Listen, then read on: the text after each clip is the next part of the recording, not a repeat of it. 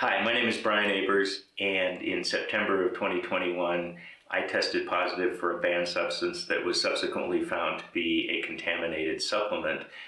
This is my story. So the question is to supplement or not supplement. And if you're not supplementing, that's probably the only way you can absolutely be safe, provided you raise your own food and sink a 10,000-foot artesian well, and you're probably okay. If you are supplementing, there's some certain things that you really want to consider, and you certainly don't want to get lackadaisical. You want to be very diligent about the entire process. So if you do choose to supplement, know that you are taking a bit of a risk, even with NSF certified products, even with products that you are very familiar with. To the best of my knowledge, during my research, the only thing I found, for example, with creatine, is it comes from 2 labs in China, and it would seem that everybody that produces creatine basically takes the scoop out of the same bag. So contamination is a possibility. The way it's mixed with a powder form, contamination can show up in parts of a batch and not parts of a batch. So testing the batch is not necessarily safe, depending on the size of the batch and how the sample is mixed and how it's tested. You run into all kinds of problems with this. One of the solutions to safeguard yourself with this is obviously go with NSF certified products. They at least batch test some of their stuff. And we'll get into that more in a later episode. But essentially, you want an NSF product, and if you go online to that product manufacturer, they will tell you which batches you test. Get the batch that they tested. Do not purchase a batch they didn't test, because again, you're just adding more risk. It's a pain in the butt. It's time consuming. It's not an easy thing to do, but if you don't, you end up sitting behind a camera explaining your life away and having nothing better to do with yourself for the next year. So I would recommend doing it. The other part of that is once you get that product, that NSF certified, batch tested, confirmed batch tested product, I would very strongly recommend taking those little Ziploc baggies that you put your kids' carrots in for preschool, and taking a scoop of that product, dumping it in, sealing it up, taking a Sharpie, writing the batch number, the date, where it was purchased, all of that information, and actually doing that with every single thing you take. Now, I rattled off earlier 4 or 5 supplement products that I've taken forever. 4 or 5 of those baggies every 2 months. Every time you go through a new one, go through that same process. While you're in that process, I would recommend checking on a very regular basis, USADA's 411, at the at-risk supplementation list that they have.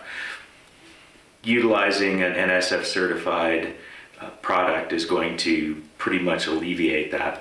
Typically aren't going to show up at the at-risk list, but that would be my first recommendation. My second recommendation, going into any competition where you can be tested, is to purchase a second sealed container of the tested batch of the NSF product and put it in. If I've got nationals in 2 months, for example, and I need to get some more beta alanine, then I would purchase 2 of the same batch of the NSF certified batch tested product, put 1, leave it sealed, and leave it sitting in a corner so I have a sealed container. One of the problems I had in a further reduction of my suspension was the fact that I purchased this glutamine at a major retail store in July of 2021. By the time we got to the point where we were looking for a sealed container to confirm without a doubt, without any question whatsoever, that it was a contaminated product, finding a sealed container in November December was, and I don't know how many they make, but it was virtually, the odds of finding one were pretty slim at that point. So having had that container stuck in the corner of my cabinet would have been a huge advantage to me at this point in being able to defend myself with this. One of the issues you have with supplementation is that it's completely unregulated. If you look at the USADA 411, there's a huge litany of products that has been shown to have contamination, unlisted ingredients. One of the reasons that you want to really consider very carefully whether you want to supplement or not, even an NSF product is not entirely guaranteed 100% safe. So you're taking a risk even at that level, is because the supplement industry is completely unregulated. The 411 list shows a litany of products that are showing contamination with testing, are showing unlisted ingredients in their products, and that's a big risk. That is something that you take a chance every time you buy something off the shelf, at any place. And that started apparently in the 70s when supplementation, dietary supplements were regulated. The supplement industry paid a lot of money lobbying for the government to basically take that off the books.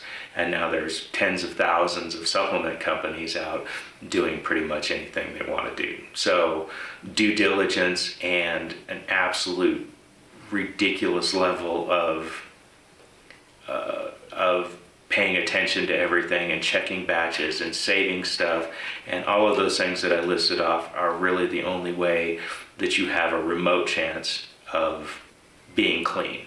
And one of the things I can tell you with 11 trillionths of a gram of a contaminated substance in my system, USADA, if it's in your system, they're going to find it. And USADA's job is not to go, oh gee, Brian, I'm really sorry that you had this little trace amount of banned substance in your system. Their job is to prevent doping in sport.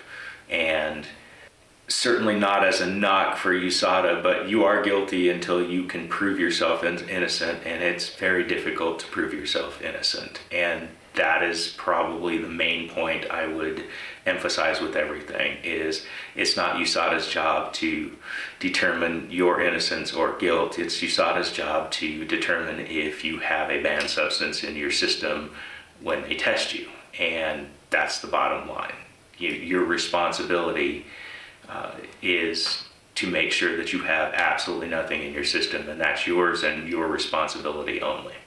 So as both a coach and an athlete, I have other riders asking me what supplements I take,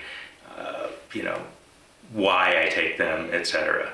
I get really uncomfortable. I've always been really uncomfortable having that conversation with another athlete, and certainly more so now, simply because I don't want to be in any way responsible for the choices you make. If I say I am taking this, or this is what I ended up testing positive because of, then that pushes you to another product potentially, and you run the risk of walking, basically stepping out of the frying pan and into the fire. You have to do your own research, because there's nobody you can point to and go, well, this guy said it was fine. Because at the end of the day, it's completely down to your responsibility, and you're the only one that's going to be held accountable for such things.